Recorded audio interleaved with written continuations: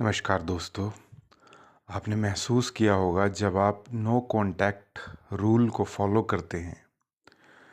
जो लोग नहीं जानते नो कांटेक्ट रूल क्या होता है तो उनको मैं ये बता दूं उनकी जानकारी के लिए कि नो कांटेक्ट रूल तब होता है जब आप अपनी गर्लफ्रेंड या अपने किसी भी रिलेटिव या अपने फ्रेंड से परेशान हो जाते हैं और लड़ाई झगड़े ज़्यादा होने लग जाते हैं तो आप नो कांटेक्ट रूल मतलब अपने दोस्त से, रिश्तेदार से, प्रेमी प्रेमिका से किसी भी तरीके का संपर्क तोड़ देते हैं। आप उनसे बातचीत बंद कर देते हैं। आप उनसे किसी भी तरीके का कम्युनिकेशन, कॉन्वर्सेशन किसी भी माध्यम से नहीं करते हैं। तो जो लोग नो कांटेक्ट फॉलो कर रहे हैं या करते हैं या करना चाहते हैं तो उनके लिए मैं कुछ चीज़ें बताना चाहता हूँ। ये बड़ा इम्पॉर्टेंट है। अगर आप अपने रिलेशनशिप को सुधारना चाहते हैं तो ये बहुत इम्पॉर्टेंट हो जाता है कि दूसरे व्यक्ति को अपनी कमी का एहसास करवाएं।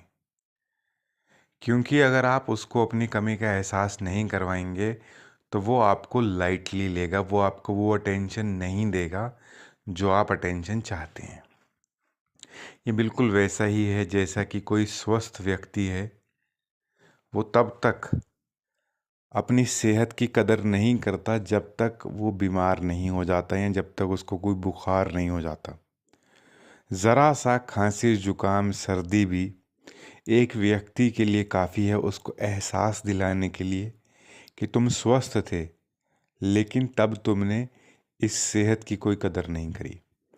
इसी तरीके से जो नो कांटेक्ट होता है वो आपको ये महसूस करवाता है कि आपकी वैल्यू है और आपके पार्टनर को भी महसूस करवाता है। आपको ऐसे महसूस करवाता है क्योंकि जब आप रिलेशनशिप में होते हो तो आप इतना यूज्ड टू, इतना आदी हो जाते हो कि दूसरा व्यक्ति आपको जलील करता रहता है लेकिन आपके ऊपर कोई असर ही नहीं होता, क्योंकि आप आदत से मजबूर हो जाते हो, आपको उसकी आदत हो जाती है। लेकिन जब आप किसी से थोड़ी सी दूरी बनाते हो तो आपको समझ में आ जाता है कि आप ये सब डिज़र्व नहीं करते हो। तो इसी संबंध में मैं ये कहना चाहता हूँ कि मान लीजिए आपका ब्रेकअप हो चुका है या आप अपने प्रेमी से, अपने बॉयफ्रेंड से, गर्लफ्रेंड से नाराज़ हैं और आपने उनके साथ बातचीत करना छोड़ दिया है। तो इसमें घबराने की कोई बात नहीं है और आप बिल्कुल डिस्टेंस मेंटेन करो। लेकिन क्या होता है कि जब आप मेंटेन करते हो डिस्टेंस, हफ्ते 2 हफ्ते बाद या 2-4 दिन के बाद, कभी कभी महीने 2 महीने भी निकल जाते हैं, 4-6 महीने भी हो जाते हैं, आपने कांटेक्ट नहीं करना, आपने छोड़ दिया और आपने ऐसे छोड़ना है जैसे बिल्कुल छोड़ ही दिया, अब लौट के नहीं जाना है। इस तरीके से छोड़ना, इस तरीके की इंटेंशन होनी चाहिए। और नो कांटेक्ट रूल में ऐसा नहीं है कि नो कांटेक्ट रूल में आपको ये देखना है कि यार इंतज़ार करना है, उसके लिए तड़पना है। नहीं, ऐसा नहीं करना है। आपने इस टाइम को ना पॉजिटिवली देखना है। आपने इस टाइम को इस तरीके से देखना है कि मेरे को सेल्फ हीलिंग करनी है, सेल्फ इम्प्रूवमेंट करना है, मेरे को प्रोग्रेस करनी है अपनी लाइफ में, अपने करियर को लेकर। मुझे ज़िंदगी के जो दूसरे हिस्से हैं जो मैंने इस प्रेम प्यार के चक्कर में मैंने इग्नोर कर दिया, और जो दूसरे हिस्से हैं वो स्ट्रगल कर रहे हैं, संघर्ष कर रहे हैं आपके जीवन में, आपने उसके ऊपर काम करना है, आपने उसको सुधारना है। कुछ लोग अपने शरीर को विकसित करना चाहते हैं, मतलब बॉडी बिल्डिंग, अच्छी बॉडी बनाना चाहते हैं तो वो बॉडी पे ध्यान दें। कुछ लोग अपने करियर को सुधारना चाहते हैं तो अपने करियर पे ध्यान दें। कुछ लोग अपने मानसिक स्वास्थ्य को सुधारना चाहते हैं तो वो उसको प्रेफरेंस दें। तो ज़िंदगी में ऐसा नहीं है, आप ऐसे भी कर सकते हैं। आप शांति से बैठ के सोचें कि आप जब रिलेशनशिप में थे तो क्या कमियां आती थी, क्या दिक्कत थी, किस वजह से लड़ाइयाँ होती थी। तो जाहिर सी बात है, वहाँ पर आपको दिखाई देगा आप बहुत कुछ गलत कर रहे थे, करते हैं। हम सब गलत करते हैं क्योंकि हम सब अपनी कमज़ोरियों से पीड़ित हैं, लेकिन ये हम चीज़ कभी एक्सेप्ट नहीं करना चाहते। आपने देखा होगा कि आपको गुस्सा बहुत आता है जब रिलेशनशिप में होते हैं या किसी की दोस्ती में होते हैं, तो हमको गुस्सा बहुत आता है। ज़रा सी बात को हम अपनी ईगो पे ले जाते हैं किसी ने कुछ कह दिया, जैसे दो लोगों में, जैसे मैं कहता हूँ कि एक एग्ज़ाम्पल के ज़रिए बताता हूँ कि लड़का लड़की, एक दोस्ती का किस्सा बताते हैं आपको। एक बार जैसे एक लड़का है, लड़की है, दोनों दोस्त हैं, दोस्त ही हैं। लड़की मैरिड है। अब क्या होता है कि लड़की, दोनों ऑफिस में काम करते हैं और जो लड़की का टेबल है वो लड़के के टेबल के पास है और दोनों आपस में खूब बातें करते हैं और खूब फ्रेंडली बातें होती हैं। अचानक से क्या होता है कि उनके रूम में, उनके जहाँ पे वो दोनों बैठ के काम करते थे, वहाँ पर एक और व्यक्ति की स्पेस थी। कोई एक और व्यक्ति भी आके काम कर सकता था। ये कह सकते हैं कि वो जिस कमरे में काम करते थे वहाँ पे एक और व्यक्ति के काम करने की गुंजाइश थी। तो क्या एक नई नियुक्ति होती है, वहाँ पे एक लड़की की बहाली हो जाती है। तो वो जो लड़का है वो नई लड़की के साथ आउट ऑफ फॉर्मेलिटी बात करता है। औपचारिक बातें होती है, नॉर्मल बातें होती हैं। तो वो जो लड़की पहले से थी उसको बड़ी दिक्कत होती है, उसको बड़ी मिर्ची लगती है। तो वो जब अचानक से, जब लंच ब्रेक होता है, कैंटीन में जाते हैं, तो वो लड़की उस लड़के से बोलती है कि तुम्हें इतना ज़्यादा उसको वेलकम करने की क्या ज़रूरत थी? तुम क्यों उसकी इतनी चापलूसी चमचागिरी कर रहे हो? क्या चाहिए तुमको उससे? तुम क्यों अपने नंबर बनाने लग रहे हो उसके सामने? वो भी तो तुमसे बात कर सकती थी। तुम क्यों झुके जा रहे हो? तुम क्यों उसके पैरों में पड़े जा रहे हो? तो इस किस्म की जो शब्दावली का इस्तेमाल होता है, इससे क्या जाहिर होता है? जबकि वो दोनों, लड़का लड़की, रिलेशनशिप में भी नहीं है, आपस में बातचीत भी नहीं करते हैं। मतलब बातचीत करते हैं लेकिन वो प्रेम प्यार की फ्लर्टेशियस कॉन्वर्सेशंस नहीं करते हैं। लेकिन इतना पोजेसिवनेस, इतनी जेलसी दिखाई जा रही है। तो ये सब क्या है? इससे ये जाहिर होता है कि वो जो मैरिड औरत है वो प्यार का इजहार तो नहीं करती है। वो शादीशुदा है, ऑफिस में काम करती है और ऑफिस में जो लड़का है उसके प्रति उसकी फीलिंग्स हैं, उसको पसंद करती है, उसको लाइक करती है। तो वो लड़के ने कह दिया कि दिक्कत क्या है, मैंने तो नॉर्मल बात की है और तुमको भी करनी चाहिए थी, लेकिन तुमने उसके साथ बात नहीं करी। तुम उसको देख ऐसे रही थी जैसे कि उसने गलती कर दी, वो कोई अपराधी है। तुम्हारी नज़र, तुम्हारा देखने का तरीका बिल्कुल भी एक फ्रेंडली तरीका नहीं था। और मैंने तो नॉर्मल बात करी थी, इसमें कुछ गलत भी नहीं कहा है मैंने जो भी बात करी, तो तुमको इतनी दिक्कत क्या हो रही है? तो लड़की बोलती है ठीक है, तुम्हें उसके साथ बात करनी है, उसके साथ बात करो, मेरे साथ बात करने की कोई ज़रूरत नहीं है। और मैं सीनियर्स जो अधिकारी हैं उनसे बोल के मैं अपना रूम भी चेंज करवा लूँगी, मुझे तुम्हारे पास भी नहीं बैठना है और आइंदा मेरे से कोई संपर्क करने की कोशिश मत करना। अब लड़के को लगा कि यार ये क्या है, मैंने तो ऐसा कुछ किया ही नहीं, ना तो मैंने इसको कुछ कहा और इतना रिएक्शन कैसे दे दिया इसने। लड़के को उसके प्रति कोई इतनी फीलिंग्स थी भी नहीं, क्योंकि वो जो नई लड़की थी वो ज़्यादा खूबसूरत थी। तो वो जो नई लड़की की खूबसूरती ने उसके सारी की सारी अट्रैक्शन, सारी की सारी फीलिंग्स अपनी ओर आकर्षित कर ली थी। और अब वो पुरानी जो दोस्त थी उसके प्रति कुछ खास इतना पहले लगाव था भी नहीं। वो तो जैसे कि कोई थी नहीं, टाइम पास के लिए तो उससे बात कर लेता था। लेकिन अब इतनी अकड़ दिखाने लग गई, इतना गुस्सा दिखाने लग गई, तो उसने कहा ठीक है, तुझे जाना है तो जा, कोई दिक्कत नहीं है, वो डिसीजन तुम्हारा है, लेकिन मैंने कोई दोस्ती तोड़ी नहीं है तुमसे। ये दोस्ती तोड़ने का डिसीजन तुम्हारा है, मेरा नहीं है। इसलिए अगर कभी मन करे वापस आने का तो तुम आ जाना, मैं गुस्सा नहीं करूँगा। लड़की बोलती है मुझे आना ही नहीं है, मुझसे फालतू बात करने की ज़रूरत नहीं है, और लड़की चले जाती है। उन्होंने अपना रूम चेंज करवा लिया और उसने बातचीत करना छोड़ दिया। अब लड़की बाद में सोचती है, जब उसका गुस्सा ठंडा हो जाता है, यार ये मैंने क्या कर लिया, ये तो मैंने बिना बात फालतू में ही अपना नुकसान खुद कर लिया, अब क्या करें? तो मैं यही बात कहता हूँ कि जब हम रिलेशनशिप्स में होते हैं, फ्रेंडशिप्स में होते हैं, तो ये जो हमारा गुस्सा होता है, हमारा अहम होता है, ये हमारा सबसे बड़ा दुश्मन होता है। तो इस सिचुएशन में मान लीजिए लड़की ने भी, अगर उसने, अपनी लड़की ने क्या किया है कि ब्रेकअप कर लिया दोस्ती से, तो ठीक है, अगर अब डिपेंड करता है कि लड़का आए या ना आए, लड़का झुके ना झुके। लेकिन अगर लड़का नहीं झुकता तो डेफिनेटली लड़की के पास दो ऑप्शन हैं। एक तो ये है कि वो खुद जाके लड़के से माफ़ी मांग ले और बोले कि मैंने ओवर रिएक्ट किया है, इसलिए चलो छोड़ो यार, गलतियां होती रहती हैं, मैंने कुछ ओवर रिएक्शन दे दिया, इसलिए अब सॉरी उसके लिए, छोड़ो। या फिर वो अपनी ईगो को कायम रखे और आगे बढ़ जाए, और वो जो उसने गलतियां इस रिलेशनशिप में करी थी उनसे सबक ले और आगे, क्योंकि रिश्ते तो आगे रहेंगे, आगे बनेंगे, जब तक जीवन है तब तक लोग मिलते रहेंगे, बिछड़ते रहेंगे, जीवन है, जीवन चक्र ऐसे ही चलता है। तो उसे ध्यान रखना इस बात का ज़रूरी है कि आगे आने वाली जो दोस्तियां हैं उनमें ये गलती ना हो। समझदार तो होगी तो अपने इस चीज़ पे काम करेगी। लेकिन अक्सर ये देखने में आता है कि लोग अपने ऊपर कोई काम नहीं करते। आप भी देखेंगे अपने जीवन में, आपने भी नहीं किया होगा, या आपने अगर किया होगा तो आप बहुत ही चुनिंदा लोगों में से हैं जिन्होंने अपने ऊपर काम किया।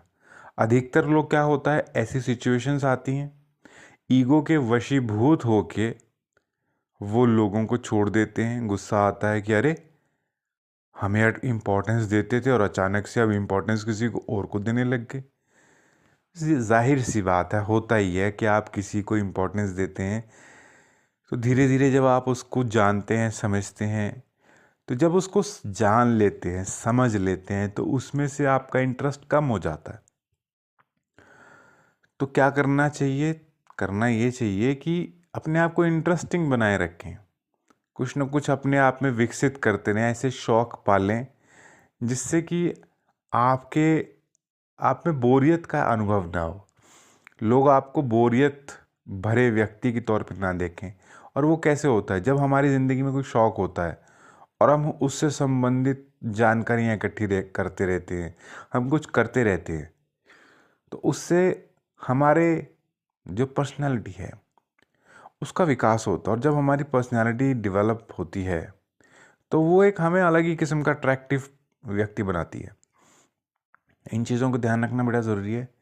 लेकिन जो वीडियो का मकसद है, जो मैं बताना चाहता हूँ, कि जब आप नो कांटेक्ट रूल फॉलो कर रहे हैं, तो अगर आपका सिग्निफिकेंट अदर जो भी है, आपका बॉयफ्रेंड है, गर्लफ्रेंड, प्रेमी, प्रेमिका, पति, पत्नी, दोस्त, कोई भी रिश्तेदार, वैसे तो अगर हमें ये मेन जो बात कर रहा हूँ वो प्रेमी, बॉयफ्रेंड, गर्लफ्रेंड के रिलेशनशिप में ही है, क्योंकि अगर हम अलग अलग रिश्ते और दूसरे रिश्तों की बात करते हैं तो फिर बहुत कुछ चेंज हो जाता है, हमें सब कुछ इंक्लूड नहीं करना है, तो सिर्फ गर्लफ्रेंड और बॉयफ्रेंड की बात करेंगे। तो जब आपने उसे नो कांटेक्ट रूल में ले आए, नो कांटेक्ट जोन में ले आए उस अपने पार्टनर को, तो आपने तो उसको छोड़ दिया, अब वो मिस कर रहा है आपको, तो वो आपको मिस कर रही है या कर रहा है, तो वो आपको मैसेज करता है। तो वो जब मैसेज करता है, वो पूछता है हेलो, हाउ आर यू, कैसे हो आप, तो जाहिर सी बात है अब हमें समझ नहीं आता कि हमें क्या ही बात करनी है। तो इसी सिचुएशन में आपको क्या करना है? इस सिचुएशन में आपको पहली बात तो ये है कि डेस्परेट नहीं दिखना है। आपको ये नहीं दिखाना है कि बस तुमने मैसेज कर दिया, हमारी ज़िंदगी में फिर से बाहर आ गई, हम तो उजड़े पड़े थे। बस ऐसे लगता है जैसे किसी ने सूखे हुए फूल पे, सूखे हुए पौधे पे पानी डाल दिया। ये सब नहीं बिहेव करना है, क्योंकि आपने जहाँ पर उसको इम्पोर्टेंस देनी शुरू करी, आपने उसको ये दिखाना शुरू किया कि अरे तुम आगे, बस हमें जीवन में और कुछ नहीं चाहिए, तो उसके फिर से भाव बढ़ जाएंगे और फिर से वो तुमको ऐसे ही ट्रीट करेगा जैसे तुम कुछ हो ही नहीं। वैसे एक बात मैं कहना चाहता हूँ, आपने इस किस्म की वीडियोस शायद पहले भी देखे हो, सुने हो। दिमाग में एक बात आती है कि यार, इतना दिमाग लगता है कि रिलेशनशिप में प्यार तो सरल होना चाहिए, कि जैसे हम किसी से प्यार करते हैं तो तो इतना इतना ड्रामा की क्या ज़रूरत है, इतना दिखावेबाजी यार, के प्यार करते हैं पर हमें ऐसा दिखाना है कि नहीं, हमें फ़र्क नहीं पड़ रहा है। को प्यार करता है तो हमें ऐसा दिखाना है कि नहीं नहीं, हमें तो कोई फ़र्क नहीं पड़ रहा है, हम कितनी भी फीलिंग्स हो वो शो नहीं करना। तो ये सब ड्रामेबाजी की ज़रूरत क्या है? असल में ना चक्कर ये है कि जब हम प्यार भी दो किस्म का होता है, एक होता है मैच्योर के साथ और एक होता है नासमझ के साथ। जब हम मैच्योरिटी के साथ करते हैं, मैच्योर व्यक्ति के साथ प्यार करते हैं जो समझा है, समझदार है, जो सुलझा हुआ है, उसके साथ ये सब ड्रामे ना तो चलते हैं ना करने की ज़रूरत है। करने की ही ज़रूरत नहीं है, क्योंकि वो आपके साथ कभी भी आपको फॉर ग्रांटेड लेता ही नहीं है। वो ज़िंदगी इसका बहुत तजुर्बा करके आया होता है व्यक्ति, उसको समझ होती है, उसको रिश्तों की वैल्यू पता होती है, उसको पता होता है रिश्ते कांच से भी ज़्यादा नाजुक होते हैं और बहुत प्यार से रखने होते हैं। इसलिए वो कभी भी अपने पार्टनर को हल्के में लेता ही नहीं है। वो पूरी अटेंशन, वो पूरी केयर देता है, वो पूरी इंपॉर्टेंस देता है, और वहाँ पे ये सब चीज़ें आती नहीं हैं। ये सब दिक्कतें आती हैं जहाँ पे जो आपका प्रेमी है या प्रेमिका है वो बचकानी हरकतें करते हैं। बचपना ज़रूरत से ज़्यादा ही है और स्वार्थ से प्रेरित है। नार्सिस्टिक एटीट्यूड उनमें है। नार्सिस्टिक का मतलब है कि बस सेल्फिश बिहेवियर्स बोल सकते हैं कि बस मैं हूँ, मेरी ही इच्छाएं, मेरी ही समझ, मेरा ही मेरा सब कुछ, मेरी ही समस्याएं, मेरी ही खुशी, मेरे सुख मेरे दुख सब मेरे से ही संबंधित है। तो ऐसे व्यक्ति को एहसास दिलाने के लिए कि नहीं, सिर्फ तू ही सर्वोपरि नहीं है, हमारी भी फीलिंग्स हैं, हमारी भी वैल्यूज़ हैं। तो यहाँ पे प्रश्न यह आता है कि यार ऐसे व्यक्ति को छोड़ क्यों नहीं देते? कई बार क्या होता है ना, हम भी ऐसे ही होते हैं, हम भी नॉट टॉक्सिक ही होते हैं, नार्सिस्टिक ही होते हैं। हमें भी ऐसे ही लोग पसंद आते हैं जो टॉक्सिक हो, नार्सिस्टिक हो, क्योंकि एक सुलझे हुए व्यक्ति को सुलझी हुई लड़की पसंद आती है और एक उलझा हुआ लड़का एक उलझी हुई लड़की से ही आकर्षित होता है।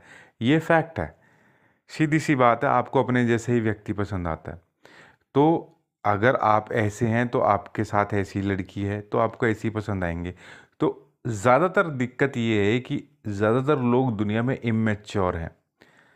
तो इमेच्योर व्यक्ति को सबक सिखाने के लिए, उसको ये महसूस कराने के लिए कि जो तुम करते हो उसका क्या असर होता है दूसरे के मन मस्तिष्क पे, तुम ज़रा फील करके देखो, फिर वो रियलाइजेशंस होते हैं। तो वो धीरे धीरे व्यक्ति दूसरा मैच्योरिटी की तरफ जाता है, उसको रिलेशनशिप की वैल्यू समझ में आती है। इसलिए ये सब चीज़ें, ये सब नाटक करने बड़े ज़रूरी होते हैं कि दूसरे को समझ में आ जाए कि अपनी हद में रहो। अगर तुमने अपनी हद क्रॉस करी तो फिर जो तुम्हें मिल रहा है ना, ये अटेंशन, इमोशनल फुलफिलमेंट, सेटिस्फैक्शन, ये सब नहीं मिलेगा। इसलिए कुल मिला के बात यही है कि जब तुम्हारा पार्टनर तुमको मैसेज करता है तो कोई डेस्परेशन नहीं दिखानी। 10-12 घंटे से पहले तो मैसेज का जवाब देने की ज़रूरत ही नहीं है। और जैसे मैंने पहले भी एक वीडियो में बताया था कि आपको सबसे पहले डिसाइड करना है कि आपको इस व्यक्ति के साथ रहना है कि नहीं रहना है। अगर नहीं रहना है तो कोई भी इमोशनल कॉन्वर्सेशंस नहीं करनी है, कोई भी अपनी फीलिंग्स नहीं शो करनी है, ना ही शिकायतें करनी है, ना ही कुछ करना है। क्योंकि जहाँ शिकायत करोगे तो वहाँ आप अपने इमोशंस इन्वॉल्व कर देते हो। इसलिए शिकायतें क्या करनी, शिकायतें तो अपनों से की जाती हैं। जब आपने उसको अपने जीवन में रखना ही नहीं है तो शिकायतें का भी क्या काम। अब आती है बात, तो नॉर्मल रखो, फॉर्मल रिलेशनशिप, ज़्यादा उसमें उसकी लाइफ में घुसो ही मत। ना पूछो क्या करते हो, क्यों करते हो। और वो तुमसे पूछे तो तुम भी साफ बोल दो कि ठीक है, सब सही चल रहा है, कुछ है ही नहीं। बस जैसे होता ना कि गली मोहल्ले पास पड़ोस हम लोगों से हाय हेलो रखते हैं, नमस्ते, बस ये सब नॉर्मल नमस्ते, नॉर्मल बातचीत रखो, बहुत ज़्यादा इंटरफेयर करने की ज़रूरत नहीं है। सिर्फ एक दूरी बना के भी आप दोस्ती कर सकते हो विदाउट इन्वॉल्विंग योर इमोशंस। और दूसरी सिनेरियो ऐसा है कि जहाँ पे आपको इंटरेस्ट है बट आप गुस्सा हो, तो उसमें क्या करते हैं, उसमें आपको ना बस धीरे धीरे बड़ी ही स्लो स्पीड पे आपको ये करना है कि अच्छा तुमने ऐसा क्यों किया था। तो तुम्हें खुद के सारे प्रश्न, सारे भाव बताने से पहले तुम उसको जानो, उसको टटोलो, उसको समझो कि वो जो उसने क्या किया था उसके पीछे रीज़न क्या है, और समझने की कोशिश करो। और लंबे लंबे ऐसे पैराग्राफ लिखने की ज़रूरत नहीं है। सिंपल, कम से कम शब्दों में सवाल करो, बात करो, और कोशिश करो कि उसको ज़्यादा बोलने दो, तभी तुम्हें समझ में आएगा। और तुम समझो भी कि अगर वो जो भी बात कहता है वो क्या कहता है, क्यों कहता है। अगर उसकी बात सही है अगर तुम में खुद में गलती है तो खुद में सुधार करो। ऐसा नहीं है कि तुम्हारी जगह की तुम्हारे अंदर की गलतियाँ वो नहीं सुधार सकता। और अगर आप चाहते हो कि जीवन में रिलेशनशिप में कोई दिक्कत ना आए, सुकून भरे रिश्ते हों, तो अपने में सुधार करना ज़रूरी है। और जहाँ तुमको लगता है कि दूसरा गलत है तो दूसरे को थोड़ा सा कहो, लेकिन आप एक बात समझ लो कि एडजस्ट जो व्यक्ति करता है सुखी वही रहता है। अगर हम दूसरे को बदलने की कोशिश करते हैं तो दिक्कत बहुत होती है। लेकिन एडजस्ट भी तो हम तभी कर सकते हैं ना जब हम दूसरे को जानते हो, समझते हो कि दूसरे का माइंड कैसे काम करता है। या तो अगर तुमको लगता है कि पहले से दूसरे को समझ लो, अगर आपको लगता है कि आप एडजस्ट कर सकते हो तो वेल एंड गुड। अगर आपको लगता है कि एडजस्ट नहीं कर सकते तो अपना पतली गली पकड़ के निकल लो। बहुत टाइम वेस्ट करने की किसी की ज़रूरत नहीं होती है, ना अपना टाइम वेस्ट करो ना दूसरे का। फिर भी किसी को किसी भी प्रकार का सवाल पूछना हो तो कमेंट सेक्शन में पूछ सकता है। Thank you.